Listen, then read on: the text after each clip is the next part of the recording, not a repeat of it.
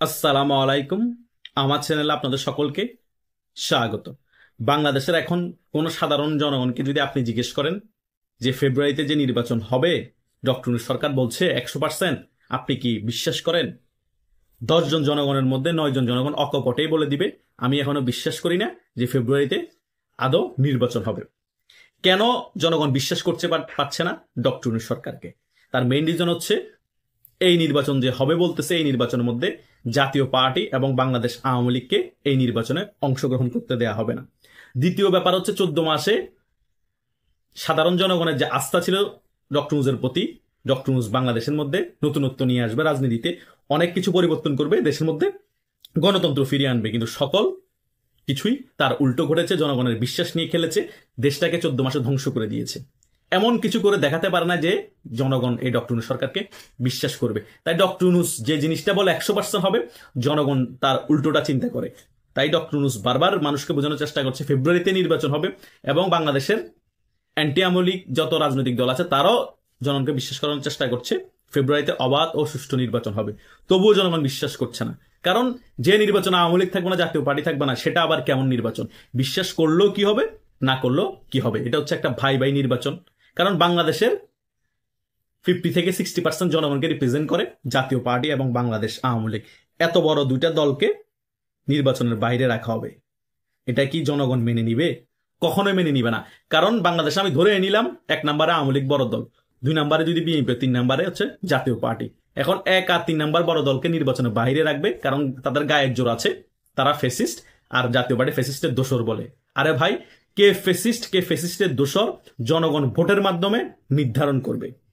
মির্জা ফখরুলের যা vote, doctor ইউনূসের যা vote, একটা রিক্সাওয়ালারও তা ভোট। কারণ ডক্টর ইউনূস একটা ভোট দিতে পারবে, মির্জা ফখরুল একটা ভোট দিতে পারবে, একটা রিক্সাওয়ালা একটা ভোট দিতে পারবে। তাহলে মির্জা ফখরুলের কথার ভিত্তিতে, ডক্টর ইউনূসের একজনের কথার ভিত্তিতে, জামাতের আমির একজনের কথার ভিত্তিতে ডিসাইড হবে আওয়ামী লীগ ফেসিস্ট, সেজন্য নির্বাচনে অংশগ্রহণ করতে পারবে না, জাতীয় পার্টি ফেসিস্টের দোষর, সেজন্য নির্বাচনে অংশগ্রহণ করতে পারবে না। একটা রিক্সাওয়ালা তো ডিসাইড করতে পারে যে আওয়ামী লীগ এবং জাতীয় পার্টি নির্বাচনে অংশগ্রহণ করতে হবে, কারণ আমার ভোটটা আমি তাদেরকে দিব। এটার আনসার আছে? কোনো আনসার নাই। তাই জনগণের ভোটের মাধ্যমে নির্ধারণ করতে দেওয়ার সুযোগ করে দিতে হবে। আওয়ামী লীগ ফেসিস্ট হলে জনগণ ভোট দিবে না, এমনিতেই দলটা ধ্বংস হয়ে যাবে। জাতীয় পার্টি ফেসিস্টের দোষ হলে জাতীয় পার্টিকে ভোট দিবে না, দলগুলো এমনি ভ্যানিশ হয়ে যাবে। আপনি আর আমি কে যে ডিসিশন নেওয়ার গায়ের জোর আছে, ডিসিশন নিয়ে নির্বাচন আসতে দিব না? তারা ফেসিস্ট, তারা ফেসিস্টের দোষর। এসব নাটক বাদ দেন। আওয়ামী লীগের অনেক নেতারা পিঠের চামড়া নিয়ে বিদেশ পালিয়ে যেতে পেরেছে, আপনারা বিদেশ পালানোরও সুযোগ পাবেন না, কারণ চারিদিক থেকে ঘিরে রাখা হয়েছে ইন্ডিয়া থেকে। কারণ চারিদিকে ইন্ডিয়া, একদিকে বঙ্গোপসাগর, বঙ্গোপসাগরে আপনাদেরকে শুধু চুবাবে আর তুলবে। পাকিস্তানও যাওয়ার কোনো সুযোগ নাই ইন্ডিয়ার উপর দিয়ে। কথা বুঝেন নাই? তাই যা কিছু করতেছেন, যা কিছু করবেন, চিন্তা ভাবনা করেই করলে ভালো। যা কিছু করবেন চিন্তা ভাবনা করে বললে ভালো। সেটাই হচ্ছে আপনাদের জন্য মঙ্গলজনক, আপনাদের ফ্যামিলির জন্য মঙ্গলজনক। কারণ এখন দেশের মধ্যে যে মব কালচার চলতেছে, ছেলেকে না পেলে তার বাবাকে হ্যারাসমেন্ট করা হচ্ছে, বাবাকে না পেলে বউকে হ্যারাসমেন্ট করা হচ্ছে, এগুলা জাতি ভুলবে না তো? ইতিহাস বারবার রিপিট হয়। যখন আওয়ামী লীগের পরিস্থিতি ভালো হবে, আওয়ামী লীগের অনেক যারা কর্মী অ্যাগ্রেসিভ আছে তারা এই সকল কাজ করবে, তখন আপনারা কোনো বিচার পাবেন না। হাই হুতাশ কান্নাকাটি করেও কোনো বিচার পাবেন না, কারণ আপনারা এগুলা শিখিয়ে যাচ্ছেন, করে দেখিয়ে যাচ্ছেন। তাই নয় কি? তাই তাই বইয়ের বিশ্ব থেকেও যেমন সমর্থন পাবেন না, আওয়ামী লীগকে ছাড়া, জাতীয় পার্টিকে ছাড়া নির্বাচন করলে বাংলাদেশের সাধারণ জনগণ আপনাদেরকে সমর্থন করবে না, বিএনপির এক অংশে সমর্থন করবে না। কারণ আপনারা বলে সবচেয়ে গণতান্ত্রিক দল, জাতীয়তাবাদ বিশ্বাস করেন বাংলাদেশের মধ্যে, তাহলে আপনারা নিজেরাই গণতান্ত্রিক দল বলে স্বীকার করে, নিজেরাই গণতন্ত্রের কথা বলে আওয়ামী লীগকে, মানুষকে রাজপথে নামিয়ে ষড়যন্ত্রমূলক বা গণ অভ্যুত্থানের নাকি পতন করেছেন। তাহলে আপনারা এখন অবস্থা ভালো, আগামীতে আপনারা নির্বাচন অংশগ্রহণ করবেন, সেখানে কেন আওয়ামী লীগ নির্বাচন অংশগ্রহণ করতে পারবে না? আপনারা কি ভূমিকা পালন করেছেন? এই প্রশ্নটা যদি আপনাদের কর্মী সমর্থক করে, বাংলাদেশের সাধারণ সমর্থক যারা আছে, রাজনীতিকে কোনো রকমের পছন্দ করে না, সাধারণ জনগণের করে, তখন আপনারা কি উত্তর দিবেন? আপনাদের কাছে কোনো উত্তর আছে? উত্তর নাই। এগুলা করে করে আপনাদের যে জনপ্রিয়তা ছিল সেটা আস্তে আস্তে করে কমে যাচ্ছে, এবং আপনাদের ভোট পার্সেন্টেজ যদি আগে 40% থাকতো, এখন আপনাদের ভোট পার্সেন্টেজ 30% নেমে এসেছে এই সকল কার্যকলাপের কারণে। কারণ আপনারা কথাই বলেন একটা, কাজে করেন আরেকটা। আওয়ামী লীগ গায়ে জোর দিয়ে ধরে নিলাম অনেক অপকর্ম করেছে, নির্বাচন আপনাদেরকে আসতেই দেয়নি, তো আপনারা কেন সেম কাজ করতেছেন? কারণ আপনারা তো গণতান্ত্রিক দল বলেন, আওয়ামী লীগের মতো ফেসিস্ট না আপনারা, আওয়ামী লীগকে ফেসিস্ট বলেন।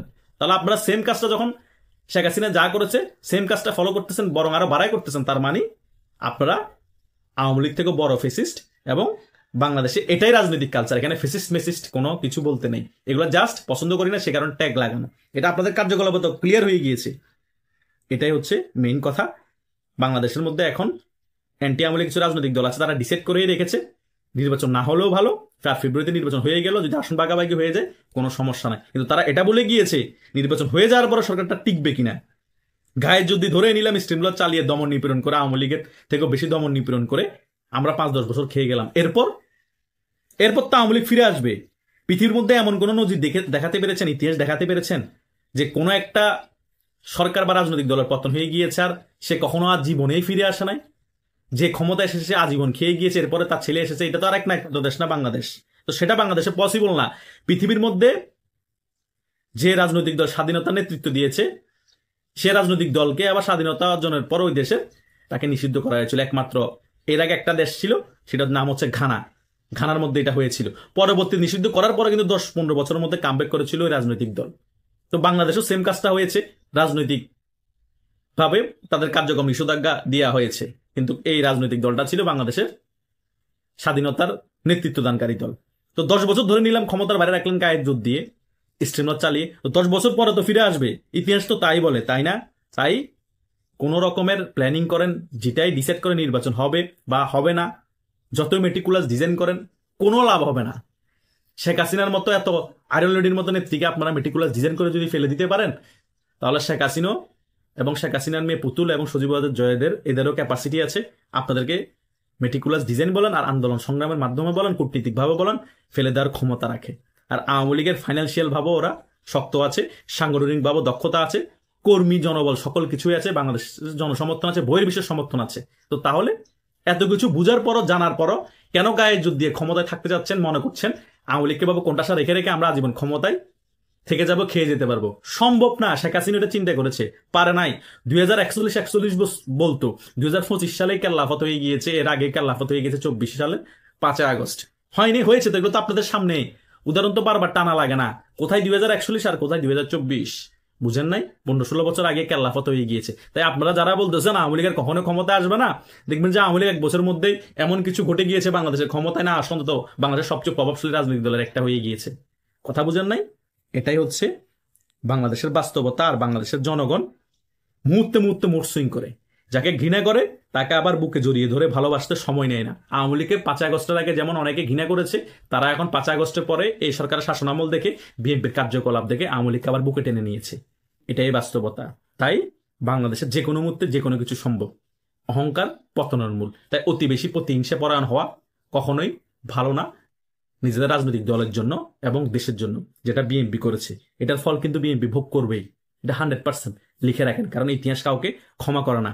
আওয়ামী লীগ যা কিছু করেছে সেটার ফল 5 আগস্টের পরবর্তী সময় তারা ভোগ করেছে, এবং অনেকের কারণে অনেক নিরীহ কর্মীও ভোগ করেছে। সেম বিএনপির সাথে হবে, হয়তোবা আওয়ামী লীগ থেকে ভয়াবহ পরিণতিও বিএনপির জন্য অপেক্ষা করছে। হয়তো তারা বুঝতে পারতেছে না, কারণ ক্ষমতার মোহ তাদের এখন মাথায় ঘুরপাক খাচ্ছে। 19 বছর ক্ষমতায় ছিল না, এটাই হচ্ছে মেইন রিজন, তাছাড়া আর কিছুই না। আশা করছি সকল ব্যাপার বুঝতে পেরেছেন। ধন্যবাদ সকলকে।